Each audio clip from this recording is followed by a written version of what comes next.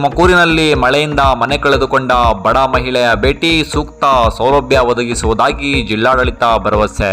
ನಮಸ್ಕಾರ, ಇದು ನೀವು ನೋಡ್ತಾ ಇದ್ದೀರಾ ನಿಮ್ಮ ನೆಚ್ಚಿನ ಟಾರ್ಗೆಟ್ ಟ್ರೂತ್. ನಾನು ನಿಮ್ಮ MJ.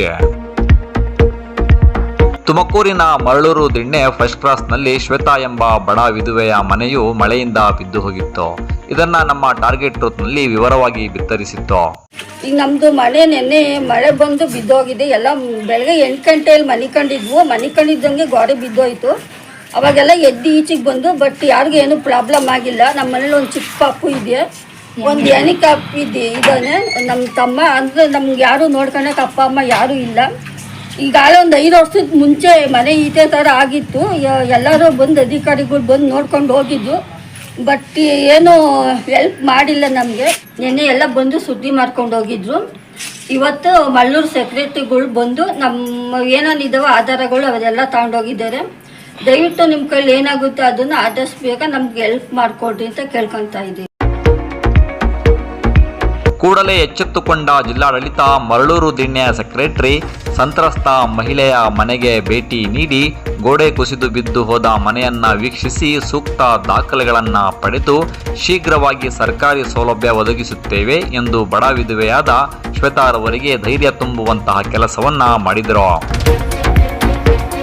ನಂತರ ಸಮಾಜ ಸೇವಕರಾದ ಮಖದೂಮ್ ಅಲಿ ಅವರು ಭೇಟಿ ನೀಡಿ ಸಂತ್ರಸ್ತ ಮಹಿಳೆಗೆ ಧೈರ್ಯ ತುಂಬಿ, ನಾವು ಕೂಡ ಕೈಲಾದ ಮಟ್ಟಿಗೆ ಸಹಾಯ ಮಾಡುತ್ತೇವೆ ಎಂದು ಧೈರ್ಯ ತುಂಬಿ ಕೂಡಲೇ ಅವರನ್ನ ಅಲ್ಲಿಂದ ಸ್ಥಳಾಂತರಿಸಿದರು. ವರದಿ ದಾದಾಪೀರ್, ತುಮಕೂರು. ಇದು ಟಾರ್ಗೆಟ್ ಟ್ರೂತ್, ಸದಾ ನಿಮ್ಮೊಂದಿಗೆ. ನಮಸ್ಕಾರ. ನಮಸ್ಕಾರಗಳು. ನನ್ನ ಹೆಸರು ಮಖದೂಮ್ ಅಲಿ, ಸಮಾಜ ಸೇವಕ. ನಿನ್ನೆ ಮಾಧ್ಯಮದಲ್ಲಿ ಒಂದು ಸುದ್ದಿ ಪ್ರಕಟವಾಗಿತ್ತು. ಅದನ್ನು ನನ್ನ ವಾಟ್ಸಪ್ ಮುಖಾಂತರ ನನಗೆ ಆ ಸುದ್ದಿ ಗೊತ್ತಾಯಿತು ಅಂದ ತಕ್ಷಣ ನಾನು ಕೂಡಲೇ ಈ ಮನೆಯವ್ರಿಗೆ ಬಂದು ನೋಡಿದ್ದೀವಿ. ಆ ಭಾಗದಲ್ಲಿ ಬಂದು ಈ ಸುದ್ದಿ ನೋಡಿ ನಮ್ಮ ತುಮಕೂರು ಜಿಲ್ಲಾಡಳಿತದಿಂದ ಸೆಕ್ರೆಟರಿ ಸಾಹೇಬ್ರವರು ಬಂದು ಈ ಮನೆಯ ಪರಿಶೀಲನೆ ಮಾಡಿ ಇವರಿಗೆ ಬೇಕಾಗಿರೋಂಥ ದಾಖಲೆಗಳನ್ನು ಪಡೆದುಕೊಂಡು ಹೋಗಿದ್ದಾರೆ. ಯಾಕಂದರೆ ನಮ್ಮ ಜಿಲ್ಲಾ ಆಡಳಿತ ತುಂಬ ಚೆನ್ನಾಗಿದೆ.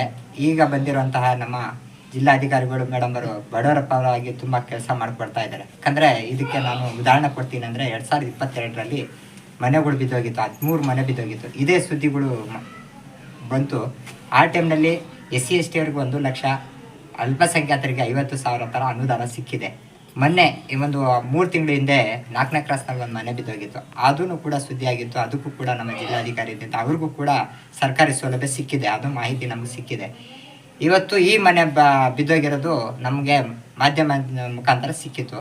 ಆದರೆ ಇವತ್ತು ಎಲ್ಲ ಬಂದು ಪರಿಶೀಲನೆ ಮಾಡಿಕೊಂಡು ಹೋಗಿದ್ದಾರೆ. ಆದಷ್ಟು ಬೇಗ ಇವ್ರಿಗೂ ಸ್ವಲ್ಪ ಅನುದಾನ ಮತ್ತು ಒಂದು ಗ್ರ್ಯಾಂಟ್ ಥರ ಮನೆ ಮಾಡಿಕೊಟ್ರೆ ಇವ್ರಿಗಿನ್ನು ಸ್ವಲ್ಪ ಅನುಕೂಲ ಆಗುತ್ತೆ. ಯಾಕಂದರೆ ಇವರಿಗೆ ಯಾರೂ ಗಂಡಸರು ಇಲ್ಲ, ತುಂಬ ಕಷ್ಟವಾದಂತಹ ಮನೆ ಪರಿಸ್ಥಿತಿ. ಅದಕ್ಕೆ ನಾನು ಮಾನ್ಯ ಜಿಲ್ಲಾಧಿಕಾರಿ ಮೇಡಮ್ ಅವ್ರಿಗೆ ನಮ್ಮ ವಾರ್ಡಿಂದ ಹೃದಯಪೂರ್ವಕ ಧನ್ಯವಾದಗಳನ್ನು ನಾವು ಹೇಳ್ತೀವಿ, ನಮ್ಮ ವಾರ್ಡಿನ ನಾಗರಿಕರಿಂದ. ಯಾಕಂದರೆ ನಮ್ಮ ವಾರ್ಡ್ಗೆ ಯಾವುದೇ ಒಂದು ಅರ್ಜಿಗಳು ಹೋದರೂ ಕೂಡ ತುಂಬ ರೀತಿಯಲ್ಲಿ ಸಹಕಾರ ಮಾಡಿಕೊಡ್ತಾ ಇದ್ದಾರೆ. ಅವರು ನಮಗೆ ಇನ್ನೊಂದು ಸ್ವಲ್ಪ ತಮಗೆ ನಾವು ವಿನಂತಿಸ್ಕೊಳ್ತೀವೇನೆಂದರೆ, ಇಲ್ಲಿ ಕೂಲಿ ಕಾರ್ಮಿಕರು ಅತಿ ಹೆಚ್ಚಿನ ಸಂಖ್ಯೆಯಲ್ಲಿ ನಮ್ಮ ವಾರ್ಡ್ನಲ್ಲಿ ಇದ್ದಾರೆ. ಸೂಜಿ ವ್ಯಾಪಾರದಿಂದ ಹಿಡಿದು ದೊಡ್ಡ ವ್ಯಾಪಾರದವರು ಕೂಡ ನಮ್ಮ ವಾರ್ಡ್ನಲ್ಲಿದೆ.